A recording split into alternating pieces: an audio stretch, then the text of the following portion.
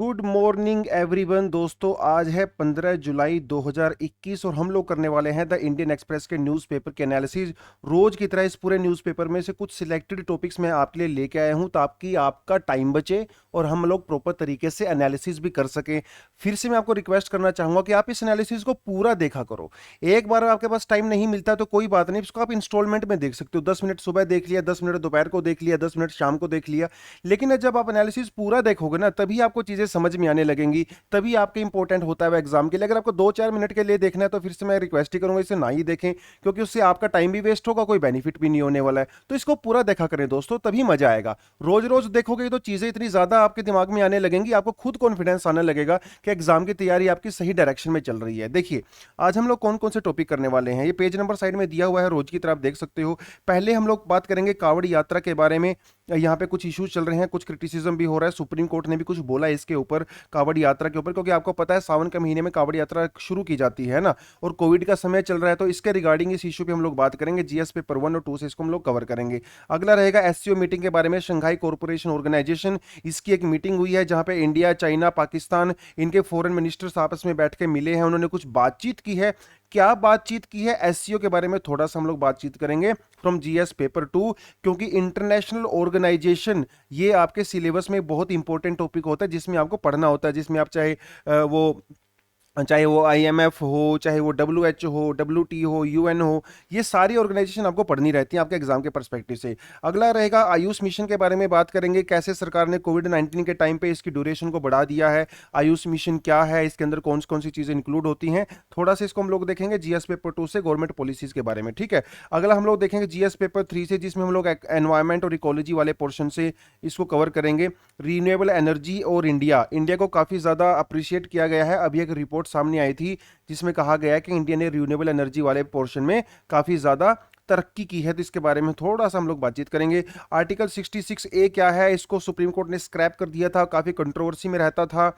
ये क्या है, अभी स्टेट गवर्नमेंट ने और सुप्रीम कोर्ट ने इस 66A के बारे में क्या क्या बातचीत की है, कैसे स्टेट ने सेंटर्स को डांट लगाई है, उसके बारे में हम थोड़ा सा बात करेंगे। अगला है population control is a myth, ये आज का एडिटोरियल है जो हमारे चीफ इलेक्शन कमिश्नर रहे हैं एस वाई कुरैशी जी, उन्होंने इस एडिटोरियल को लिखा है कि कैसे आसाम और यूपी के अंदर जो पॉपुलेशन पॉलिसी है वो कैसे इफेक्टिव नहीं होगी और उसका कोई भी यूज नहीं है, अननिसेसरी है। इसके बारे में बातचीत किया गया, जीएस पेपर 1 और 2 से कवर करेंगे। अगला रहेगा वो तालिबान इशू। देखिए पहले हम लोग बात करते हैं Taliban is coming, Taliban is coming, तो एक्चुअली तालिबान अभी आ चुका है। इसका इंडिया के ऊपर क्या इंपैक्ट पड़ने वाला है, आसपास की कंट्री के ऊपर क्या इंपैक्ट पड़ने वाला है, थोड़ा सा हम लोग देखेंगे, क्योंकि तालिबान रोज रोज जो है ज्यादा से ज्यादा टेरिटरी के ऊपर कब्जा कर रहा है इन अफगानिस्तान। ठीक है, अगला देखिए जे एंड के अंदर कुछ एम्प्लॉयज को, जो सरकारी एम्प्लॉय थे उनको निकाल दिया गया है नौकरी से। इसको लेके थोड़ा सा इशू यहाँ पे हुआ है कि कॉन्स्टिट्यूशन के अंदर आप उनको कैसे निकाल सकते हो, कौन कौन से सेफ गार्ड एम्प्लॉयज के पास होते हैं, इसके बारे में बात करेंगे। अगला रहेगा सीसीआई एंड ऊबर, ऊबर को लेके कंपटीशन कमीशन ऑफ इंडिया के अंदर एक केस चल रहा था। इस केस के बारे में सीसीआई ने क्या बोला है, ये कंपटीशन क्या होता है, मोनोपोली क्या होता है, तो इसके बारे में थोड़ा सा जीएस पेपर 3 में इकोनॉमी वाले सेक्शन से हम इसको कवर करेंगे। तो ये चीज़ आज हम लोग कवर करने वाले हैं, लेकिन रोज की तरह फिर से मैं आज फिर से बोलूंगा कि अपने सिलेबस को पहचानिए, क्योंकि आपका सिलेबस ही आपको हर समय गाइड करेगा कि कौन से टॉपिक आपको पढ़ने चाहिए, कौन से टॉपिक अननेसेसरी हैं जिनको छोड़ा जा सकता है। आप हमारी एनालिसिस रोज देखते हो, अगर आप हमारे चैनल पर नए हो तो आपका मैं स्वागत करता हूं और आपसे रिक्वेस्ट करता हूं कि आप हमारे चैनल को सब्सक्राइब जरूर करें, क्योंकि रोज हम आपके लिए एनालिसिस लेके आते हैं, शानदार एनालिसिस लेके आते हैं। और जो जो पुराने स्टूडेंट हैं जो तो ऑलरेडी हमारे एनालिसिस देखते ही हैं वो तो फायदा उठा ही रहे हैं, तो भी आप अपने फ्रेंड्स को बता सकते हो इस चैनल के बारे में, ज्यादा से ज्यादा फैमिली को बढ़ाएंगे तो तभी हम लोग आपके लिए अच्छा कंटेंट भी लेके आ पाएंगे। दूसरे प्लेटफॉर्म जैसे इंस्टाग्राम, टेलीग्राम और व्हाट्सएप वगैरह पे भी आप हमारे साथ जुड़ सकते हो, इसका लिंक आपको डिस्क्रिप्शन में मिल जाएगा। चलिए दोस्तों शुरुआत करते हैं कांवड़ यात्रा से। देखिए आपको पता है कि सावन के महीने में कांवड़ यात्रा की जाती है, वो तो हम थोड़ा डिस्कशन करेंगे ही, लेकिन उत्तराखंड की सरकार ने काफी कंसल्टेशन के बाद ये डिसाइड किया है कि कांवड़ यात्रा को हम लोग कैंसिल करेंगे। मतलब इस साल उत्तराखंड की सरकार कांवड़ यात्रा को ऑर्गेनाइज नहीं करने वाली है, वहां पे कांवड़ियों को अलाउ नहीं किया गया है, क्योंकि हरिद्वार में आपको पता है बहुत सारे कांवड़िए लोग जाते हैं ना। लेकिन यूपी की सरकार कह रही है कि हम तो कांवड़ की यात्रा को अलाउ करेंगे। ऊपर से मोदी जी जो है वो लोगों को कह रहे हैं कि आप टूरिस्ट जगह पे कम से कम जाइए, जो रिलीजियस गैदरिंग है वहां पे कम से कम जाइए, क्योंकि कोविड 19 की जो थर्ड वेव है वो ऐसे ही आएगी, ठीक है। तो ये काफ़ी ज़्यादा कंट्रोवर्सी यहाँ पे हो गई है, यूपी की सरकार कुछ और कह रही है, उत्तराखंड की सरकार कुछ और कह रही है। तो इसलिए कांवड़ यात्रा को लेके आज एक एक्सप्लेन्ड सेक्शन दिया गया है, बहुत ही शानदार आपके एग्जाम न्यूज़पेपर में। आप न्यूज़पेपर को देख सकते हो, ऑलरेडी मैं न्यूज़पेपर को शेयर कर चुका हूँ टेलीग्राम पे और व्हाट्सएप पे भी, आप वहाँ से देख सकते हो। देखिए, कांवड़ यात्रा को आदित्यनाथ योगी ने अलाउ किया है, इसके बारे में कंट्रोवर्सी है। लेकिन आपको मैं बता दूं कि कांवड़ यात्रा कब की जाती है, श्रावण के महीने में, यानी कि सावन के महीने में की जाती है। एग्जाम में कई बार ये क्वेश्चन पूछ लेते हैं प्रीलिम्स में, ठीक है। प्रीलिम्स से पूछ सकते हैं, हमारे कल्चर से रिलेटेड है तो डेफिनेटली कल्चर वाले सेक्शन से पूछ लेंगे आपसे ये, ठीक है। अब कहाँ कहाँ पे कांवड़ ये जो है वो कांवड़ लेके जाते हैं, जैसे हरिद्वार बहुत फेमस है, गोमुख जाते हैं जहाँ से गंगा निकलती है, आप गंगोत्री जाते हैं, उत्तराखंड के अंदर पड़ता है, सुल्तानगंज बिहार में, यहाँ पे भी कांवड़ लोग जो है लेके जाते हैं, प्रयागराज मतलब इलाहाबाद में भी जाते हैं, अयोध्या में जाते हैं, बनारस में जाते हैं। ये कुछ जगह ऐसी हैं जहाँ पे कांवड़ ये लोग जो है वो कांवड़ की यात्रा लेके जाते हैं। तो ये जो है पूरे नॉर्थ इंडिया में होता है, ऐसा नहीं है कि सब लोग हरिद्वार जाते हैं, ठीक है। कुछ लोग बिहार में जाते हैं, तो ईस्टर्न यूपी वाले हैं, अलग अलग जगह पे जाया जाता है। और कहाँ जाया जाता है, जो 12 ज्योतिर्लिंग होते हैं, जो 12 ज्योतिर्लिंग्स होते हैं, वहां के जो मंदिर होते हैं, वहां पे गंगा जल को चढ़ाया जाता है। तो पहले कांवड़िए लोग गंगा जल लेके जाते हैं, उसके अलावा जो 12 ज्योतिर्लिंग होते हैं वहां पे जाके इसको चढ़ाते हैं। ये बात 12 ज्योतिर्लिंग कहाँ पे होते हैं, इसके लिए ऑलरेडी हम लोग इंस्टाग्राम पे एक पोस्ट में डाल चुका हूं कल, जहां पे मैंने इन 12 ज्योतिर्लिंगों की लोकेशन बता रखी है। तो आप इंस्टाग्राम वाले हमारे पेज पे जाके देख ही सकते हो, वैसे आप ज्यादातर लोग देख ही लेते हो, ठीक है। तो वो सारी की सारी चीजें हैं। उसके अलावा हम लोग यहाँ पे एक चीज देखेंगे कि इसके पीछे हिस्ट्री क्या है। देखिए दोस्तों, जब समुद्र मंथन हुआ था, तो समुद्र मंथन में क्या क्या निकला था, एक निकला था विष, निकला था पॉइजन, है ना, पॉइजन निकला था। अब वो पॉइजन किसने लिया था, वो जो शिवजी हैं, महादेव हैं, उन्होंने उसको निगल लिया था, जिसकी वजह से उनका जो गला है वो नीला पड़ गया था। इसी वजह से उनको नीलकंठ कहा जाता है। और नीलकंठ क्योंकि उन्होंने विष पी लिया था, जहर को पी लिया था, उनको ठंडा रखने के लिए, उनको उनको वर्शिप करने के लिए ही उनके ऊपर गंगा जल चढ़ाया जाता है, to mitigate the effects of the poison, ताकि उस पॉइजन का इफेक्ट जो है वो कम हो जाए, इसीलिए उनके ऊपर गंगा जल चढ़ाया जाता है। एक कहानी ये भी कहती है कि जो लॉर्ड परशुराम से भी रिलेट करते हैं इसको, क्योंकि लॉर्ड परशुराम जो है वो शिव जी के भक्त हुआ करते थे, और उन्होंने क्या किया था, यूपी में एक जगह है जिसका नाम है पुरा, ठीक है, यहां पे उन्होंने एक शिवलिंग की स्थापना की थी, यूपी में पूरा नाम की जगह पे, ठीक है। तो इस वजह से भी कहा जाता है कि और हर रोज क्या करते थे वो, सोमवार के और मंगलवार के दिन जो है उनके ऊपर गंगा जल चढ़ाते थे। तो एक कहानी ये है परशुराम वाली, और दूसरी कहानी जो है वो समुद्र मंथन वाली कहानी है। जो आपको मानना है वो मान सकते हो, ठीक है, वो कोई इशू यहाँ पे है ही नहीं।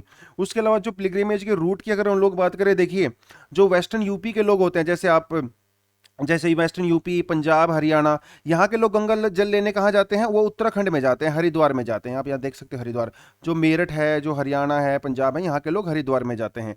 उसके अलावा जो ईस्टर्न यूपी के लोग होते हैं, यहाँ वाले जो लोग होते हैं, वो कहाँ जाते हैं, वो जाते हैं सुल्तानगंज बिहार में, है ना, भागलपुर डिस्ट्रिक्ट में पड़ता है। और झारखंड में भी जाते हैं, दियोगढ़ में, झारखंड में। तो ये कुछ ऐसी जगह है जहां पे आप होली वाटर को कलेक्ट करते हो और उसके बाद अलग अलग ज्योतिर्लिंग में उसको जाके चढ़ा देते हो। तो ये कुछ ऐसी यहाँ पे चीजें हैं जो थोड़ा सा आज के इस एक्सप्लेन सेक्शन में दिया हुआ था, ठीक है। और लॉ एंड ऑर्डर की थोड़ी सी समस्या होती है, पिछले कुछ साल में देखा गया है कि जो डिवोटीज होते हैं, वो जो ट्रैफिक, कोई ट्रैक्टर लेके जाता है, कोई ट्रक लेके जाता है, टेम्पो लेके जाते हैं, जिसकी वजह से ट्रैफिक काफ़ी ज़्यादा डिसरप्ट हो जाती है। ऐसा भी देखा गया है कि कई बार रोड एक्सीडेंट्स में कई सारे पिलग्रिमेज की डेथ हो गई है। ये भी कई बार देखा गया है कि जो पिलग्रिमेज के लिए जो जाते हैं कांवड़ी ये लोग, उनका कई बार बिहेवियर भी वो थोड़ा अजीब सा होता है। कई बार काफ़ी अग्रेसिव हो जाते हैं, सब्सटेंस अब्यूज़, मतलब वो कई बार नशा वगैरह भी करते हैं, भांग वगैरह पीते हैं, और हुलिगनिज्म मतलब थोड़ी गुंडागर्दी भी देखी गई है। तो लॉ एंड ऑर्डर वाली समस्या भी कई जगह पे देखी गई है पिछले कुछ सालों में। उसकी वजह से जो यूपी की जो गवर्नमेंट है या फिर जो उत्तराखंड की जो पुलिस है, उसको लॉ एंड ऑर्डर मेंटेन करने में प्रॉब्लम हो जाती है। कई बार ऐसा भी किया जाता है कि जहाँ से कांवड़िए लोग जाते हैं, जहाँ पे रूट होता है, वहाँ पे जो चिकन की दुकानें होती हैं, जो मटन वगैरह की दुकानें होती हैं, लॉ एंड ऑर्डर को सही करने के लिए उसको भी कई बार बंद कर दिया जाता है। फ्लावर्स एंड पॉलिटिक्स, देखिए कई बार कांवड़ी यात्रा तो देखिए पूरा रिलीजियस मैटर है ना, स्टेट को इसके अंदर इन्वॉल्व नहीं होना चाहिए, as long as law and order के लिए मेंटेन करना होना चाहिए। लेकिन कहीं इस बार योगी सरकार ने क्या कर दिया, 2-3 साल से उनके ऊपर जो है फूलों से वर्षा कर रही है ना, ऊपर हेलीकॉप्टर से उनके ऊपर फूल डाल रही है। इवन वहाँ के जो एडीजी हैं, जो एसपी होते हैं और जो डीएम होते हैं, वो भी उनको जो है वेलकम कर रहे हैं। वो सारी की सारी चीज़ें हैं। तो थोड़ा सा पॉलिटिक्स और रिलीजन यहाँ पे मिक्स किया जा रहा है, जो हालांकि एक अच्छी प्रैक्टिस नहीं है। लेकिन भैया इंडिया है ना, इंडिया में आप रिलीजन को पॉलिटिक्स से अलग कैसे कर सकते हो। कर ही नहीं सकते। हम लोगों का सोचना, उठना, बैठना, खाना पीना, पहना सब रिलीजन के थ्रू डिसाइड किया जाता है। तो और तो पॉलिटिक्स के क्योंकि रिलीजन हमारी लाइफ का इतना इंटीग्रल पार्ट होता है, तो इससे अलावा रिलीजन को पॉलिटिक्स से हमारी कंट्री में अलग करना बिल्कुल इम्पॉसिबल ही है। ठीक है, तो वो सारी की सारी चीज़ें हैं। हालांकि जब आप रिलीजन का फायदा वोट बैंक के लिए उठाते हो तो उसके उससे रिलीजन को ही नुकसान पहुंचता है। ठीक है, चलिए अगली बात करते हैं, हम लोग एससीओ की बात करते हैं। एससीओ देखिए क्या है, थोड़ा आपको मैं दिखा देता हूं, आपके लिए मैं कटिंग लाया हूं, पहले भी ये कटिंग मैं आपको दिखा चुका हूं। एससीओ का मतलब होता है शंघाई कॉरपोरेशन ऑर्गेनाइजेशन। ठीक है, इसको 2001 में अनाउंस किया गया था, लेकिन फाइनली 19 सितंबर 2003 को ये बन के तैयार हुआ था। ये क्या होता है, ये यूरेशियन, यूरेशियन का मतलब होता है यूरोप और एशिया, इनकी एक पॉलिटिकल, इकोनॉमिकल और सिक्योरिटी अलायंस होती है, जिसके अंदर ओरिजिनली कितने मेंबर थे, जिसके अंदर थे China, Kazakhstan, Kyrgyzstan, Russia, Tajikistan और उज्बेकिस्तान। पहले इसके अंदर ये 6 मेंबर हुआ करते थे, लेकिन बाद में 2017 में इसके अंदर हमने क्या किया, इंडिया और पाकिस्तान को भी ज्वाइन करवा लिया। तो आज के समय में इसमें 8 मेंबर हैं। ठीक है, ये मेंबर भी आपको याद होने चाहिए, आपके एग्जाम में काफ़ी ज़्यादा इंपॉर्टेंट है। इंडिया और पाकिस्तान भी इसका पार्ट है। तो देखिए होता क्या है, अभी इनके फॉरेन मिनिस्टर्स की मीटिंग थी, इंडिया से जो है जयशंकर जी गए थे, तो चाइना के जो फॉरेन मिनिस्टर थे, पाकिस्तान के जो फॉरेन मिनिस्टर थे, इन्होंने आपस में बैठ के बातचीत किया था। इन्होंने कहा कि जो मतलब जैसे काउंटर टेररिज्म के बारे में बात किया है ना, जो J&K के अंदर जो पेंगोंग सोल और जो गलवान में जो इशू चल रहा है उसके बारे में भी इन्होंने बात किया। थोड़ा मैं गलवान के बारे में भी आगे जाके थोड़ा सा बात करूंगा आपसे, बट या दैट वाज द इशू। ठीक है, थोड़ा सा इसके बारे में डिटेल में जाऊंगा, आप 10 मिनट वेट कर लीजिए, इसी सेक्शन में इसको हम लोग कवर करेंगे। ठीक है, अगली जो न्यूज़ आती है वो हम लोग कहाँ से करने वाले हैं, that is about the Ayush mission. देखिए आयुष का मतलब होता है आयुर्वेदा, यूनानी, सिद्धा और होम्योपैथी। याद रहेगा आपको, ये कई बार एग्जाम में पूछ लेते हैं। आयुष मिशन जो है इंडिया में 2014 में चलाया गया था, और ये सेंट्रली स्पॉन्सर्ड स्कीम है। सेंट्रली स्पॉन्सर्ड स्कीम का मतलब ये होता है कि इसमें 100% जो फंडिंग होती है वो सेंटर की होती है। पहले सरकार ने बोला था कि अभी इसको हम सेंट्रली स्पॉन्सर रखेंगे, बाद में कुछ जो फंडिंग है वो स्टेट भी करेंगे, लेकिन सरकार ने अभी इसको 2026 तक अलाउ कर दिया है कि 2026 तक ये स्कीम सेंट्रल स्पॉन्सर्ड स्कीम ही रहेगी। मतलब इसमें 100% फंडिंग जो है वो सरकार, सेंट्रल गवर्नमेंट करेगी, और फंडिंग की कॉस्ट रखी गई है 4603। तो ये देखिए, ये आपको ये आंकड़ा याद रखने की जरूरत नहीं है। ठीक है, आपको ये पता होना चाहिए कि आयुष क्या है। ठीक है, आयुष का मतलब क्या होता है, ये आता है ministry of health and family welfare के अंदर, ये आपके एग्जाम के लिए इंपॉर्टेंट होता है, और ये सेंट्रली स्पॉन्सर्ड स्कीम है, 2014 में चलाई गई थी, आपके एग्जाम के लिए ये इंपॉर्टेंट है।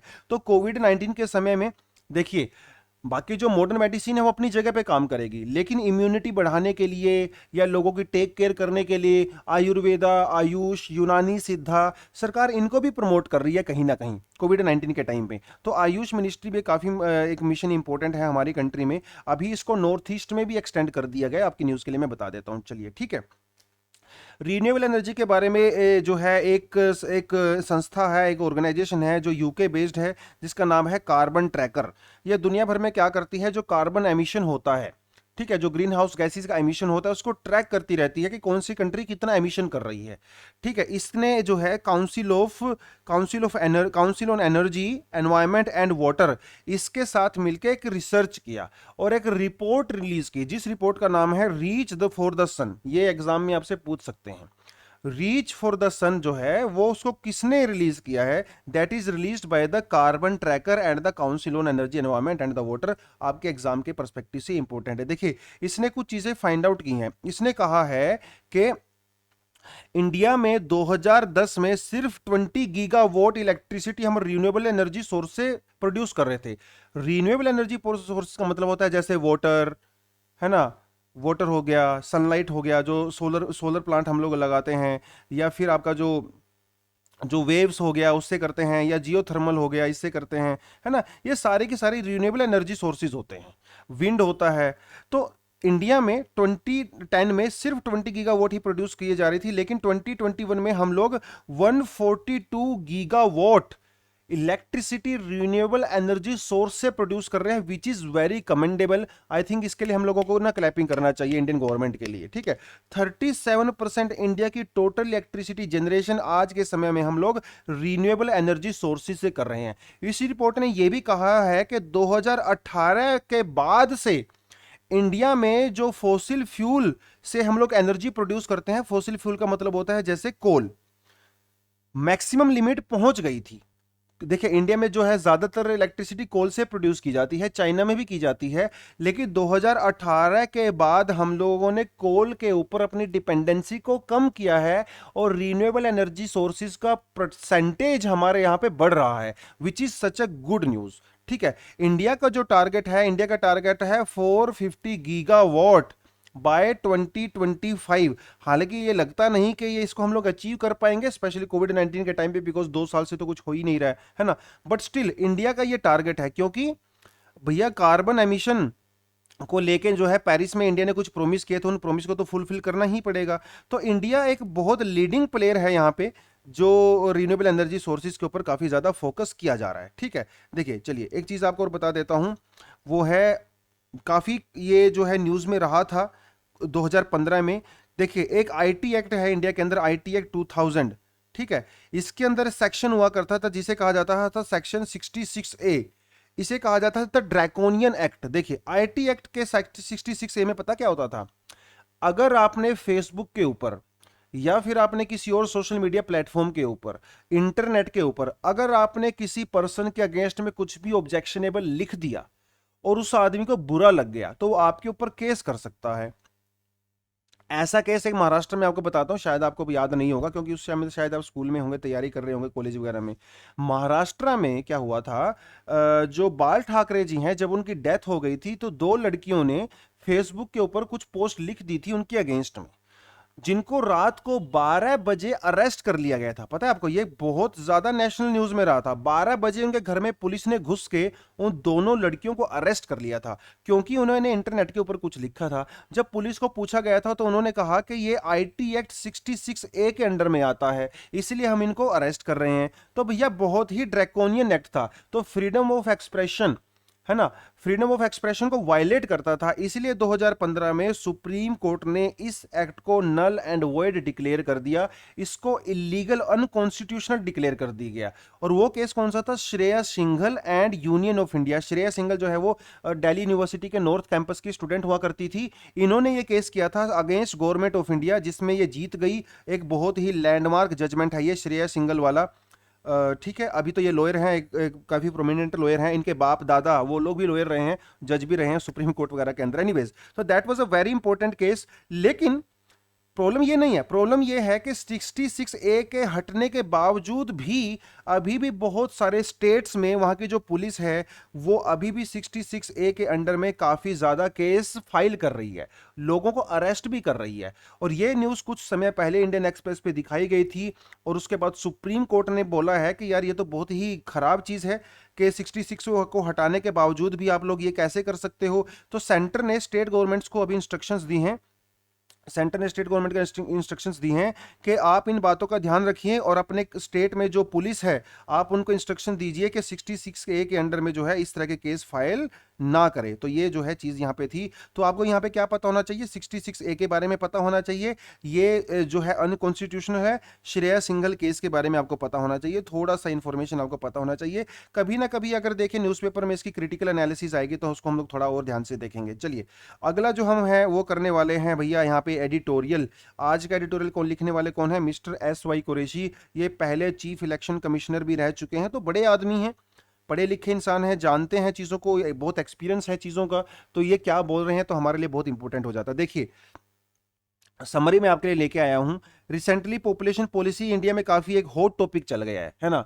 सारी की सारी स्टेट जो है वो पॉपुलेशन कंट्रोल करने के पीछे लगी हुई हैं। उनको ऐसा लगता है कि हमारे देश में जो भी प्रॉब्लम है वो पॉपुलेशन को लेके है। देखिए आसाम और यूपी में, 2 स्टेट में रिसेंटली पॉपुलेशन पॉलिसी को इंट्रोड्यूस किया गया। आसाम के अंदर तो वहां के सीएम ने सीधा सीधा जो है मुस्लिम्स को टारगेट किया है।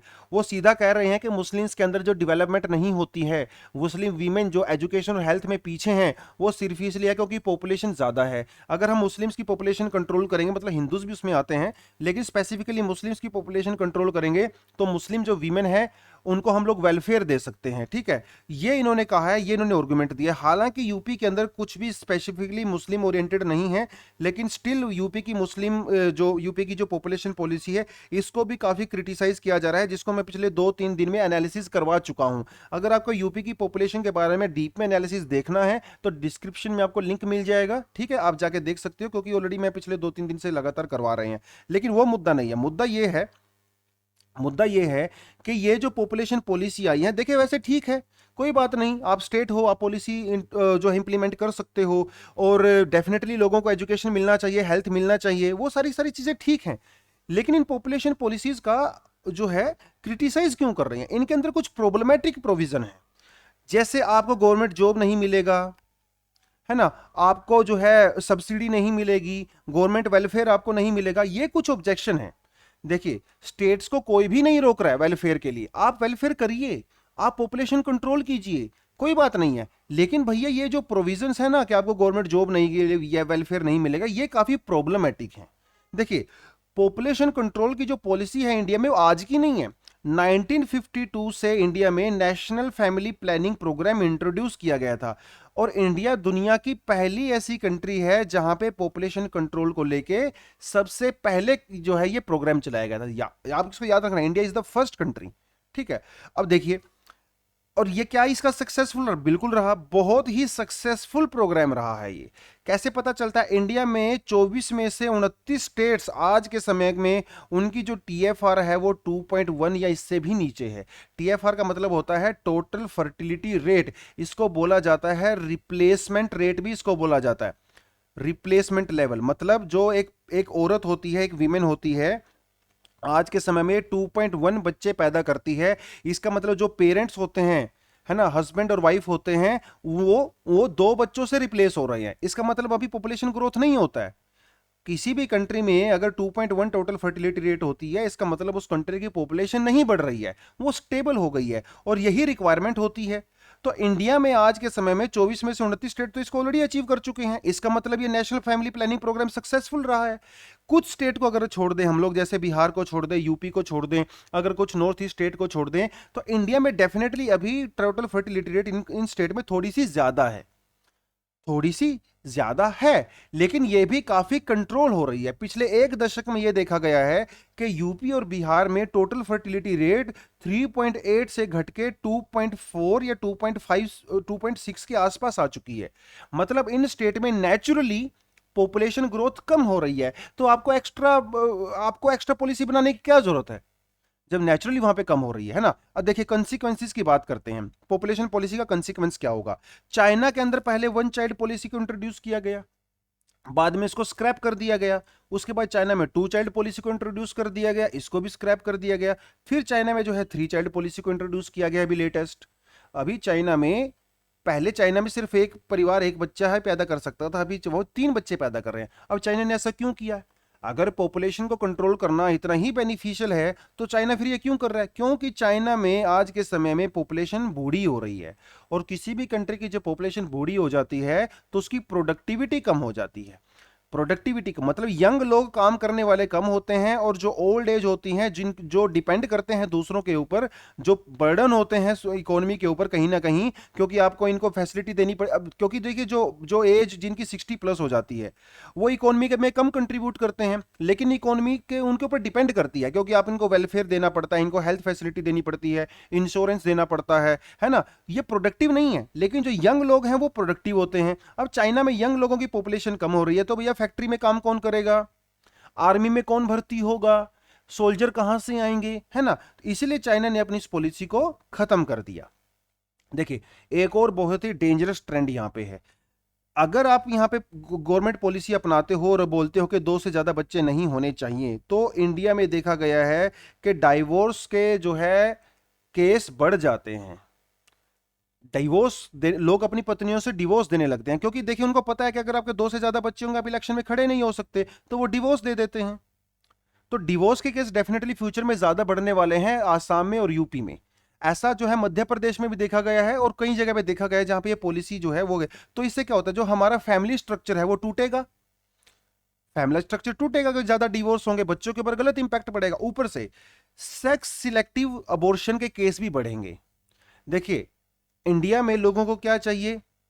लड़का चाहिए, और सरकार ने जो है बैन लगा दिया कि 2 से ज्यादा बच्चे पैदा नहीं कर सकते। इसका मतलब सेक्स सिलेक्टिव जो अबॉर्शन होंगे, पेट में ही बच्चे की पहचान कर ली जाएगी, अगर वो लड़की हुई तो उसको अबॉर्ट करवा दिया जाएगा, है ना, क्योंकि 2 से ज्यादा बच्चे पैदा कर नहीं सकते। तो इस तरह की सिचुएशन बहुत ही ज्यादा खराब हो जाएगी। और पहली हमारी कंट्री में जो सेक्स रेशियो है बहुत ही ज्यादा स्क्यूड है, मतलब बहुत ज्यादा इम्बैलेंस है, और फ्यूचर में और भी ज्यादा इम्बैलेंस हो जाएगा। देखिए, कई सारे खतरे हैं इस पॉपुलेशन पॉलिसी के। जो लोग इसको प्रेज कर रहे हैं, अप्रिशिएट कर रहे हैं, उनको ये चीजें दिखाई नहीं दे रही हैं कि डिवोर्स के केस बढ़ने लगेंगे, सेक्स सिलेक्टिव अबॉर्शन होगा, और जो सेक्स रेशियो ऑलरेडी सोसाइटी में बहुत खराब चल रहा है वो और भी ज्यादा खराब हो जाएगा। अगर मैं हिंदू और मुस्लिम्स को कंपेयर करें अकॉर्डिंग टू दिस एडिटोरियल, देखिए, आसाम के अंदर जो कॉन्ट्रासेप्टिव्स होते हैं उनका मैक्सिमम यूज मुस्लिम औरतें करती हैं रादर देन हिंदूज।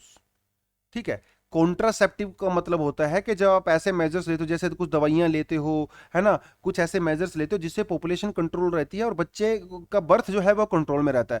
भैया, मुस्लिम पॉपुलेशन के अंदर ये ज्यादा है as compare to Hindu population, क्योंकि ये देखिए आसाम के अंदर ही ज्यादातर मुस्लिम्स को टारगेट किया जा रहा है पॉलिसी के थ्रू। तो ये फैक्ट है, ये ओपिनियन नहीं है दोस्तों, ये फैक्ट है, ये गवर्नमेंट का आंकड़ा कहता है, अपने मन से बनाया हुआ नहीं है, ये गवर्नमेंट के फैक्ट ये कहते हैं। ठीक है, ऊपर से अगर आप बिहार की बात करो, बिहार में जो टोटल फर्टिलिटी रेट है वो मुस्लिम्स की हिंदू से भी कम है। मतलब बिहार में हिंदू औरतें ज्यादा बच्चे पैदा करती हैं एज कंपेयर टू मुस्लिम्स। और आसाम के अंदर भी देखिए, आसाम के अंदर मुस्लिम्स में टीएफआर थोड़ा सा ज्यादा है, लेकिन वो बहुत ज्यादा फर्क नहीं है। It is even less than 1%, only 0.848%। ठीक है, वो सारी सारी चीजें हैं। तो क्या हिंदुओं में 2 से ज्यादा बच्चे पैदा नहीं होते? बिल्कुल होते हैं। इसीलिए जो विश्व हिंदू परिषद है उसने इस पॉलिसी को अपोज किया है, क्योंकि बहुत सारे हिंदूज ऐसे हैं जो 3 बच्चे पैदा करते हैं, 4 बच्चे पैदा करते हैं, 5 बच्चे पैदा करते हैं। उनका क्या होगा जो 2 से ज्यादा बच्चे पैदा करने चाहते हैं? तो इसीलिए बहुत सारे हिंदू लोग हैं वो भी इससे नाराज हैं, सिख, जैन, क्रिश्चियन सब लोग इस पॉलिसी से नाखुश हैं। देखिए, अगर मैं अपनी फैमिली में बताऊं तो हम लोग 5 बहन भाई हैं। ठीक है, तो हिंदूज में भी ज्यादा बच्चे पैदा होते हैं, ऐसी बात नहीं है। लेकिन यहां पे जो रीजन दिए गए हैं, ज्यादा फर्टिलिटी के रीजन जो है वो क्या है? देखिए, फर्टिलिटी इसलिए नहीं बढ़ती है कि आप कौन से रिलीजन से बिलोंग करते हो, वो तो फैक्चुअली इनकरेक्ट है। फर्टिलिटी जो है उसको बढ़ने का कारण होता है पॉवर्टी, इलिटरेसी और लैक ऑफ हेल्थ फैसिलिटी। अगर कहीं पे गरीबी होगी तो फर्टिलिटी रेट डेफिनेटली ज्यादा होगी। अगर वहां पे अनपढ़ता होगी, इलिटरेसी होगी, तो वहां पे फर्टिलिटी ज्यादा होगी। अगर हेल्थ फैसिलिटी नहीं पहुंचेंगी लोगों तक तो वहां पे फर्टिलिटी ज्यादा होगी। आप इन चीजों पे काम कीजिए, फर्टिलिटी तो अपने आप ही कम हो जाएगी, rather than making harsh policies. आप इन पे काम कीजिए ना। अब यूरोप को देख लीजिए, आप साउथ सदर्न कंट्री स्टेट्स को देख लीजिए, इंडिया में तमिलनाडु, तेलंगाना, इनको देख लीजिए। यहां पे तो सरकार कोई पॉपुलेशन पॉलिसी नहीं लेके आई है, उसके बावजूद भी उनका टीएफआर कम है। क्यों कम है? क्योंकि वहां पे लिटरेसी के ऊपर ध्यान दिया गया है और हेल्थ फैसिलिटी के ऊपर ध्यान दिया गया है। यूरोप के अंदर आप देख लीजिए, अमेरिका में देख लीजिए, कनाडा में देख लीजिए, यहाँ पे फर्टिलिटी रेट क्यों क्यों है? क्योंकि लोग पढ़े लिखे हैं, वहां पे गरीबी नहीं, हेल्थ फैसिलिटी है। तो यूपी की सरकार और असम की सरकार या बिहार की सरकार, जहाँ पे अभी बिहार में तो देखिए अभी इंट्रोड्यूस नहीं की गई है, शायद इंट्रोड्यूस की जाए, क्योंकि वहां पे भी कुछ लोग बोल रहे हैं इंट्रोड्यूस करने के लिए। तो rather than making laws and policies, आप जो है इन चीजों के ऊपर काम करोगे तो शायद फर्टिलिटी को आप कंट्रोल कर सकते हो। देखिए, यूनाइटेड नेशन ने एक बहुत ही शानदार कोटेशन दिया है, आप इसको ऐसे वगैरह में भी यूज कर सकते हो। कोटेशन है कि development is the best contraceptive. भैया, अगर आपको पॉपुलेशन कंट्रोल करनी है तो डेवलप कीजिए, पॉपुलेशन अपने आप ही कंट्रोल हो जाएगी। ठीक है, ये फालतू की चीजें करने का कोई फायदा नहीं है। आप इनको इन सारी पागल बातों को छोड़िए और काम पे ध्यान दीजिए, डेवलपमेंट कीजिए, लोगों को एजुकेशन दीजिए, पॉपुलेशन अपने आप ही कंट्रोल हो जाएगा। चलिए अगली बात हम लोग करते हैं तालिबान से। देखिए दोस्तों, ये है आपका यहाँ पे हमारा प्यारा पड़ोसी पाकिस्तान, ये हो जाता है आपका अफगानिस्तान, ये हो जाता है यहाँ पे काबुल। काबुल के पास में यहाँ पे एक और बहुत इंपॉर्टेंट सिटी है जिसका नाम है कंदाहर। ठीक है, आपने महाभारत तो सुनी होगी, है ना। महाभारत में कौन थी? गंधारी थी ना, गंधारी। पांडवों की, ओ सॉरी, कौरवों की जो माता थी that was Gandhari, that was from the here Kandahar. ठीक है, बिकॉज उस समय में तो ये अफगानिस्तान इंडिया का ही पार्ट हुआ करता था। भैया, हिस्टोरिकल रिलेशन है। ठीक है, और जो शकुनी मामा थे वो इनके भाई थे, तो वो भी कंधार से थे, है ना। कंधार के राजकुमार हुआ करते थे शकुनी मामा, तो उसके बाद वो यहाँ पे कौरवों के साथ रहते थे। एनीवेज, तो कंधार एक बहुत ही इंपॉर्टेंट सिटी है। कंधार के ऊपर लगभग जो है वो तालिबान ने कब्जा कर लिया है। और यहाँ पे जो है एक पाकिस्तान का एक स्टेट है जिसे कहा जाता है क्वेटा। तालिबान के जो बड़े बड़े जो टेररिस्ट लोग हैं, जो जो लड़ाके होते हैं, वो क्वेटा में आके छुप जाते हैं। ठीक है, तो कंधार को लेके भी प्रॉब्लम क्रिएट हो गई है। अफगानिस्तान काफ़ी ज़्यादा डिस्टेबलाइज हो गया है। इंडिया ने अफगानिस्तान के अंदर जो इन्वेस्टमेंट कर रखी है उसके ऊपर भी खतरा है, क्योंकि तालिबान वो इंडिया को पसंद करता नहीं है। लेकिन तालिबान के पाकिस्तान के साथ काफ़ी गहरे रिलेशनशिप हैं। ठीक है, मैं कोशिश करूँगा कि आज हम एक वीडियो बनाएं जिसमें आपको तालिबान की मैं थोड़ी सी हिस्ट्री बताऊं कि तालिबान और पाकिस्तान का क्या रिलेशनशिप है। But that was the thing. तो अभी जो एससीओ के अंदर जो मीटिंग चल रही थी, आपको मैंने पहले ही बता दिया है कि एससीओ, शंघाई कॉरपोरेशन ऑर्गेनाइजेशन, इसकी मीटिंग में जो है इंडिया, पाकिस्तान, चाइना, इन सब लोगों ने मिलकर बैठ के बातचीत की है कि तालिबान को हम लोग कैसे कंट्रोल कर सकते हैं, पाकिस्तान का वहां पे क्या रोल हो सकता है। पाकिस्तान देखिए काफ़ी खुश है तालिबान के राइज की वजह से। ठीक है, पाकिस्तान काफ़ी खुश है क्योंकि इसको तालिबान, पाकिस्तान को पता है कि तुम्हारा रोल यहाँ पे काफ़ी इंपॉर्टेंट हो जाता है। ठीक है, कावड़ यात्रा हम लोग कर चुके हैं। ठीक है, हाँ, तो जे एंड के कुछ एम्प्लॉयज को अभी क्या हुआ, 11 जे एंड के एम्प्लॉयज को क्या किया, वहां की सरकार जो है उसने उनको नौकरी से निकाल दिया। अब इस नौकरी के पीछे निकालने का रीजन क्या है? वो रीजन है आर्टिकल 311(2) ऑफ इंडियन कॉन्स्टिट्यूशन। ठीक है, ये क्या कहता है? ये कहता है कि आर्टिकल 322 कहता है कि no civil servant can be dismissed और रिमूव्ड और reduced rank except for the inquiry in the, मतलब ये कहता है कि अगर आप किसी सरकारी एम्प्लॉय को उसकी नौकरी से निकालते हो तो पहले एक प्रॉपर इंक्वायरी होनी चाहिए। ठीक है, उस इंक्वायरी में उस पर्सन की आप बुलाइए, उसको सफाई देने का मौका दीजिए। कुछ खास देखिए, ये कौन कहता है? ये कहता है आर्टिकल 311(2) ऑफ इंडियन कॉन्स्टिट्यूशन। ये आपके लक्ष्मीकांत में भी दिया हुआ है। ये डील करता है किसके साथ? डिसमिशल, रिमूवल और रिडक्शन। अगर किसी आदमी को डिसमिस करना है, रिमूव करना है, रिडक्शन करना है उसकी नौकरी में, तो आर्टिकल 311 उससे डील करता है। ठीक है, ये आपको पता होना चाहिए आर्टिकल 300 एंड, अब आप मुझे कमेंट सेक्शन में ये बताओगे आर्टिकल 315 ये किस चीज से डील करता है? भैया बहुत इंपॉर्टेंट जो है आर्टिकल है, ये भी आर्टिकल 315। ठीक है, अब देखिए, क्या हर केस में आप उनकी सुनवाई करोगे? बिल्कुल भी नहीं। देखिए, कुछ प्रोविजन दिए गए हैं। अगर वो उस इंसान के ऊपर कुछ क्रिमिनल केस चल रहा है, अगर वो इंसान किसी टेररिस्ट ऑर्गेनाइजेशन के साथ इन्वॉल्व है, तो उसके ऊपर इंक्वायरी नहीं बैठेगी, उसको आप डायरेक्ट जो है डिसमिस यहां पे कर दोगे। तो इन जो 11 एम्प्लॉइज को डिसमिस किया गया है वो किया गया है under article 311(2) of Indian constitution. पहले जो है आर्टिकल 126 हुआ करता था जे एंड के अंदर। देखिए, अभी तो जे एंड के का जो कॉन्स्टिट्यूशन हटा दिया गया है ना, अभी तो कॉमन कॉन्स्टिट्यूशन हो गया दोनों का। तो पहले जे एंड के सेक्शन 156 के अंदर ये सारे के सारे प्रोविजन थे, लेकिन अभी ये सारे के सारे प्रोविजन अंडर आर्टिकल 311 के अंदर हो चुके हैं अंडर इंडियन कॉन्स्टिट्यूशन। ठीक है, चलिए, तो ये सारे का सारा मामला था। अब एक टास्क फोर्स बनाई थी सरकार ने, एक स्पेशल टास्क फोर्स बनाई थी, और इसको ये काम दिया गया था कि जे एंड के अंदर ऐसे लोगों को आइडेंटिफाई कीजिए जो डायरेक्टली या इनडायरेक्टली किसी टेररिस्ट ऑर्गेनाइजेशन के साथ इन्वॉल्व हैं या उनकी फैमिली वाले इन्वॉल्व हैं। देखिए, यहाँ पे एक बहुत ही इंपॉर्टेंट एक चीज़ निकल के सामने आई, आपको मैं दिखा देता हूँ। यहाँ पे एग्जाम्पल दिया हुआ था। ठीक है, देखिए, अरे चलिए भैया, ठीक है, यहाँ पे एक एग्जांपल दिया हुआ था। एग्जांपल ये था कि अभी वहाँ पे एक टेररिस्ट ऑर्गेनाइजेशन है जिसका नाम है जमात ए इस्लामी और दुख्तरन ए मिल्लत। इनके जो लीडर हैं वो रहते हैं पाकिस्तान के अंदर। ठीक है, लेकिन इनके जो बच्चे हैं वो गवर्नमेंट ऑफ जे एंड के अंडर में नौकरी करते हैं, तो उनको भी जॉब से निकाल दिया गया है। ठीक है, उनको भी जॉब से निकाल दिया गया है। अभी वो लोग क्या कर सकते हैं? अभी वो ज़्यादा से ज़्यादा हाई कोर्ट में जा सकते हैं। ठीक है, अब ऐसा नहीं है कि पहली बार ही ये बीजेपी की सरकार ने किया है। 1996 में भी ऐसा किया गया है, उससे पहले 2016 में भी ऐसा किया गया है, 1987 में भी ऐसा किया गया है। पहले भी इस तरह के केस आते रहे हैं कि जे एंड के में उन लोगों को नौकरी से निकाल दिया गया है जो टेररिस्ट ऑर्गेनाइजेशन के साथ कहीं ना कहीं रिलेशन रखते हैं। ठीक है, एक थोड़ी सी न्यूज़ ये ट्विटर वाली है, थोड़ा सा आप इसको पढ़ लो, ज़्यादा इंपॉर्टेंट है नहीं। ठीक है, अगली आती है वो सीसीआई की आती है, competition commission of India. Competition commission of India का काम ये होता है कि इंडिया के अंदर जो कंपनी होती हैं, जो काम करती हैं, इसका काम ये होता है कि ये नज़र रखती है कि क्या कोई कंपनी मोनोपोली तो नहीं हो गई है। ठीक है, जैसे मान लो अमेजोन की बात करो, अमेजोन क्या करता है, जो छोटी छोटी कंपनीज होती हैं उनको सबको खरीद लेता है और एक ही पावर बन गई है। तो कंपटीशन कमीशन ऑफ इंडिया ये ध्यान रखता है कि क्या इंडिया में कोई ऐसी बड़ी कंपनी है जो दूसरी कंपनियों को खरीद रही है और मार्केट से कंपटीशन को खत्म कर रही है। देखिए, ऐसा एक केस चलाया गया था, वो चलाया गया था उबर के अगेंस्ट में। मेरू एक कंपनी है, मेरू, ये भी एक टैक्सी कंपनी है मेरू। इसने सीसीआई के अंदर केस फाइल किया था कि सर जो उबर है वो ऐसी प्रैक्टिस करती है जो कंपटीशन को कम करती है। लेकिन सीसीआई ने बोला कि आप बकवास कर रहे हो, उबर तो वैसे भी इंडिया में डोमिनेंट प्लेयर नहीं है ना। तो उबर ने इसको खत्म कर दिया। उबर ने कहा है कि नहीं, ऐसा कुछ भी नहीं है, उबर इस तरह की कोई भी प्रैक्टिस नहीं करती है, क्योंकि देखिए उबर इंडिया में डोमिनेंट प्लेयर नहीं है, ठीक है। तो ये थोड़ा सा कंपटीशन कमीशन ऑफ इंडिया को लेके एक न्यूज़ थी। देख लेते हैं हम लोगों ने कौन कौन सी चीज़ें कवर कर ली हैं, कौन सी छूट गई हैं, ठीक है। देखिए कांवड़ यात्रा हम लोगों ने कर लिया, एसओ मीटिंग कर लिया, आयुष कर लिया, रिन्यूएबल एनर्जी कर लिया, 66 ए population control, Taliban, J and के एम्प्लॉय सीसीआई अंडर। तो ये सारे के सारे टॉपिक आज हम लोग कर चुके हैं। काफ़ी ब्रीफ में मैंने बताया है, क्योंकि ज़्यादा टॉपिक थे, बहुत ज़्यादा एनालिसिस करने की जरूरत है नहीं।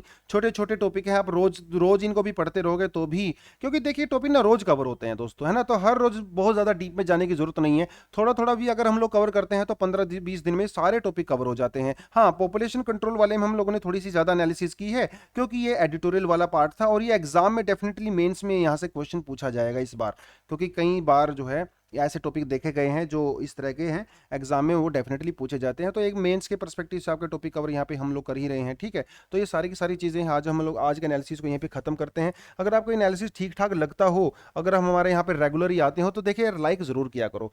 मैं देखता हूँ कि 100-150 लोग वीडियो देखते हैं, लेकिन 5-7 लोग ही लाइक करते हैं। अगर आप वीडियो लाइक कर अगर देखते हो तो लाइक भी कर दिया करो, अगर आपको इससे बेनिफिट मिलता है ना।